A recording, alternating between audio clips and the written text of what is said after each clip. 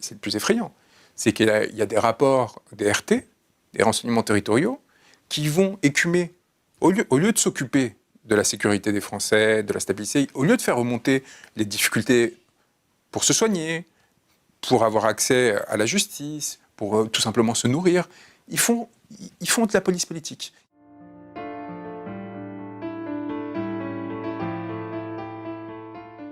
Vous voyez, ces facteurs-là sont fondamentaux. Rendre la parole au peuple, permettre au peuple de décider directement. C'est aussi simple que ça. Avoir des défenseurs des droits, faire élire les magistrats. Pourquoi est-ce qu'aujourd'hui on est jugé ? Pourquoi est-ce que les gens qui ont le contrôle sur la chose la plus sacrée dans un pays sont des gens qui, alors qu'ils étaient des gamins, ont réussi un concours plus ou moins intéressant, plus ou moins technique, à 22, 23 ans, et toute leur vie, en toute impunité, vont pouvoir décider de la vie de gens, affecter la vie de gens, parfois détruire la vie de gens, sans qu'il y ait à aucun moment un contrôle démocratique.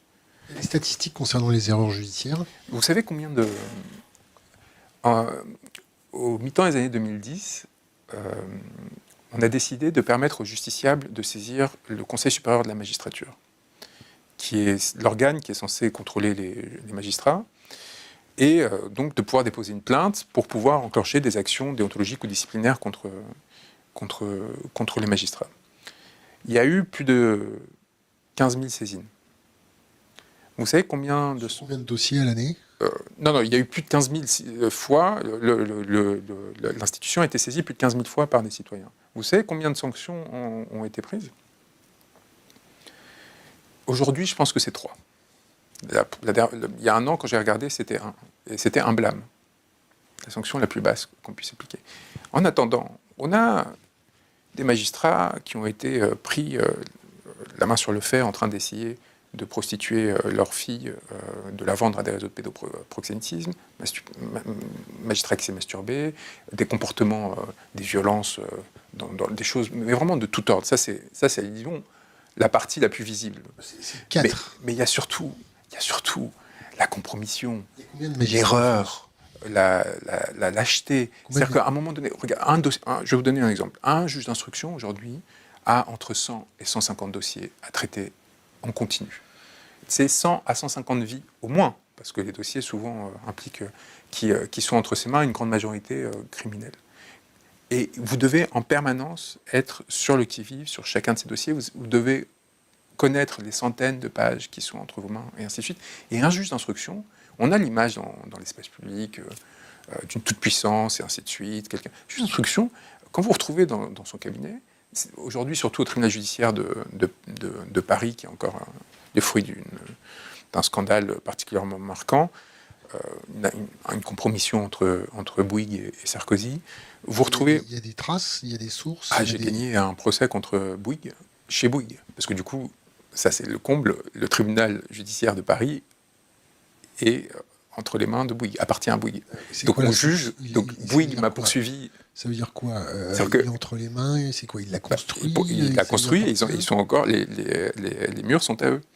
Et on a une sorte de concession pendant 25 ans. C'est assez extraordinaire. Le montage est un peu complexe, mais a permis en gros de récupérer un peu plus d'1 milliard d'euros de trop perçus qui ont été offerts par le pouvoir. D'abord sarkozyste. C'est votre interprétation. Ah, mais là, pour le coup, Dieu sait si je ne supporte pas... je vous réponds, je ne supporte pas l'instrumentalisation de l'autorité judiciaire qui est très loin aujourd'hui d'être en mesure de dire la vérité. Très loin. Et ça participe de notre crise de confiance majeure. Mais comme la question, j'imagine, est inquiète des répercussions judiciaires de ce que je vous dis, Bouygues a tenté de me faire poursuivre parce que j'avais révélé ce scandale et a perdu, malgré les 4 avocats qu'ils avaient dépêchés, devant le tribunal judiciaire qui appartenait à Bouygues. Vous avez commencé votre interview en disant voilà, j'ai gagné des procès contre Pierre, Paul, Jacques, Darmanin et j'en passe, contre Bouygues.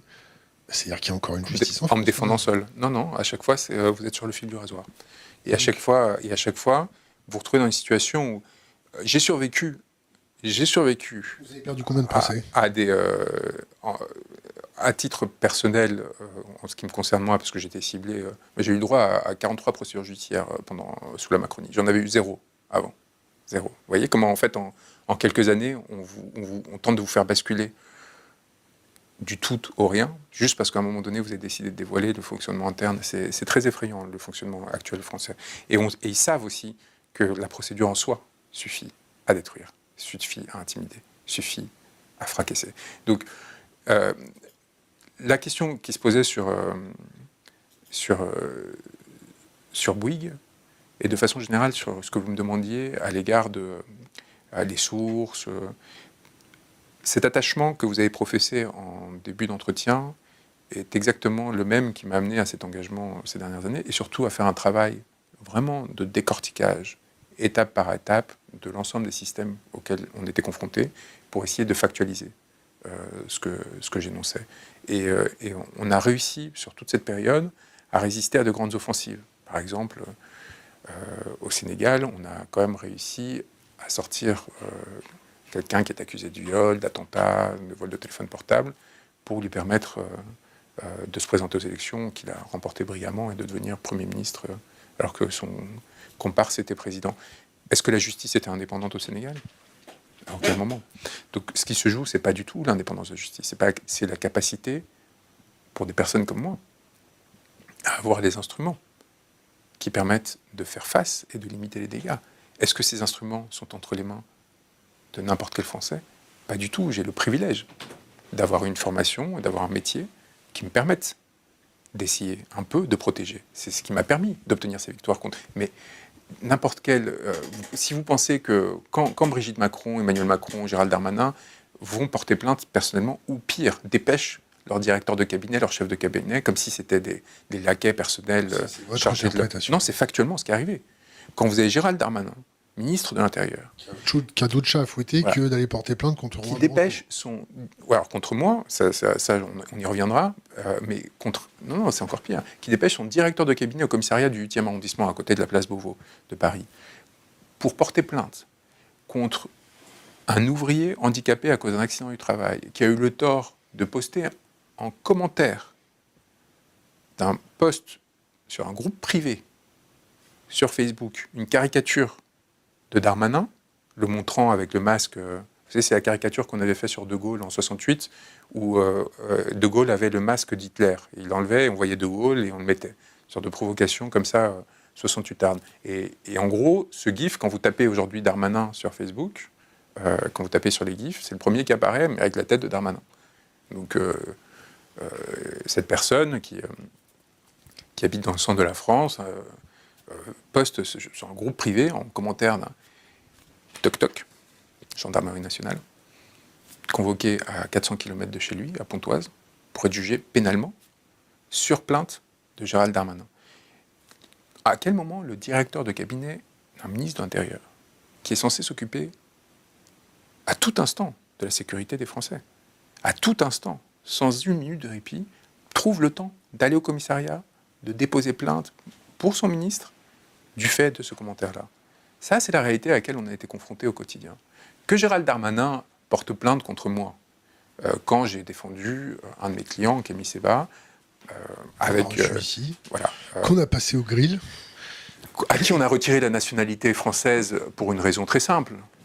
C'est parce qu'il s'est opposé à la guerre au Niger que la France voulait déclencher. Oui, je corrige. Peut-être qu'il fricotait avec les Russes ou les Iraniens. Pas la France, qu'Emmanuel Macron voulait. Emmanuel Macron voulait nous emporter et nous amener à la guerre contre le pays qui est aujourd'hui, en termes de PIB, le plus pauvre au monde. Il a voulu déclencher avec la CEDEAO, il a essayé de créer une coalition militaire, et c'est seulement l'opposition de la société civile, et donc de Kémy Séba, qui a empêché cette catastrophe. De la même façon que si on n'est pas devenus les principaux alliés de Netanyahou dans le massacre qu'il est en train de commettre à Gaza, c'est pas parce que nous avons voulu, c'est parce que la proposition d'Emmanuel Macron, souvenez-vous, de constituer une coalition internationale aux côtés de Netanyahou pour mener cette guerre à Gaza, a été refusée par Netanyahou. De la même façon que si nous ne sommes pas aujourd'hui en guerre contre la Russie, avec des troupes au sol, comme l'avait proposé Emmanuel Macron, ce n'est pas parce que nous avons réussi à l'empêcher ou parce qu'Emmanuel Macron s'en est rendu compte de l'absurdité de la folie. L'avocat du diable. C'est parce que Trump a été élu. Je me fais l'avocat du diable, on a le temps. Mais je finis. C'est-à-dire qu'à 3 reprises, ces dernières années, à 3 reprises, on a failli entrer en guerre. Et on ne se rend pas compte du fait qu'on était complètement impuissant à cet égard. Je me fais l'avocat du diable. Gérald Darmanin, il a aussi sa sensibilité, il voit ça, il est choqué, ça le blesse. Il voit ça, vous pensez vraiment qu'il a vu ça? Forcément. Il traîne dans des groupes privés Facebook, il n'a pas autre chose à faire. Non, il n'a pas vu ça. Il n'a pas vu ça. Vous savez, c'est le plus effrayant. C'est qu'il y a des rapports des RT, des renseignements territoriaux, qui vont écumer, au lieu de s'occuper de la sécurité des Français, de la stabilité, au lieu de faire remonter les difficultés pour se soigner, pour avoir accès à la justice, pour tout simplement se nourrir, ils font de la police politique. Ils vont voir dans les groupes privés de Gilets jaunes, ainsi de suite. Juste un détail. Vous n'êtes pas au courant de ce qu'ils font monter, vous n'êtes pas dans le secret des dieux. Ah bah, c'est là la... Qu'est-ce qui vous dit C'est là la chance. Qui vous a dit qu'il ne faisait pas remonter la prise de température de la France ? Le dossier judiciaire. Pourquoi c'était à Pontoise ? Parce que la direction de la gendarmerie nationale qui s'en occupait était à Pontoise. C'est pour ça qu'il était juste là-bas. Et en fait, la chance qu'on a comme avocat, et c'est pour ça qu'ils ont essayé par tout moyen et qu'ils continuent à essayer de me retirer du barreau, c'est qu'on a accès à une partie du secret des dieux, parce qu'ils sont bien obligés d'expliquer comment ils en sont arrivés là. Vous voyez, cette obscurité autour de comment fonctionne l'appareil d'État s'éclaircit lorsque vous avez accès au dossier judiciaire. Quand vous avez là Brigitte Macron qui décide de faire arrêter un certain nombre de citoyens français à cause des rumeurs qu'il y a eu sur son identité sexuelle, et qu'il se retrouve 6h du matin, toc-toc, à la porte. Elle se fait emmerder à longueur de journée, son honneur... Je pense qu'il y a beaucoup de Français qui rêveraient d'avoir les difficultés que vous mentionnez avec la vie qu'elle a, protégée comme elle est, et avec les bénéfices qui sont les siens. Ça reste quand même une personne humaine. Ouais. C'est important de défendre tout le monde. De défendre tout le monde, oui. Pas d'instrumentaliser, en l'occurrence, le commandement militaire de l'Élysée. Le commandement militaire de l'Élysée, c'est le Monde qui l'a révélé, Ariane Chemin. Le commandement militaire de l'Élysée pour diriger des opérations de police et, soi-disant, de justice. Là, on commence à toucher à quelque chose qui est particulièrement grave. Là, on commence à toucher à quelque chose qui va au-delà de l'indécent. Parce que l'on décide de s'aborder des principes qui, en France, dominaient depuis 1881, qui consistent à refuser une quelconque mesure privative de liberté contre quiconque du fait de l'usage de la liberté d'expression. Principe cardinal, inscrit dans la loi, lorsqu'il s'agit de liberté d'expression, y compris de mésusage, y compris de diffamation, y compris d'injures, on ne met pas quelqu'un en garde à vue, on ne met pas quelqu'un en prison.